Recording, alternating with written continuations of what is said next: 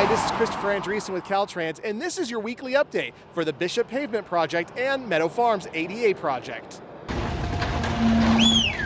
New sidewalks are going in on US 395 between West Line and Lagoon Streets. This week, crews poured the concrete through most of the work area, shaping sidewalks, curb ramps, and driveways.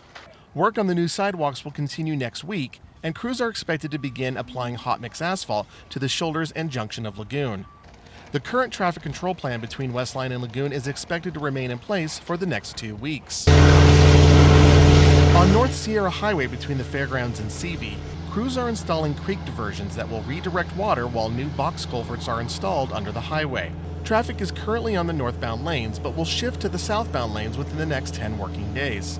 Traffic will remain on the southbound side of the highway into December to accommodate culvert installation on the northbound side. For the Meadow Farms ADA project, curb and gutter work continues between Barlow and Tusu. The current southbound lane closure is expected to remain for the next 2 weeks. Remember to slow down and obey all traffic signs in construction areas. For Caltrans District 9, I'm Christopher Andreessen. Be sure to look out for our next weekly video update on November 14th.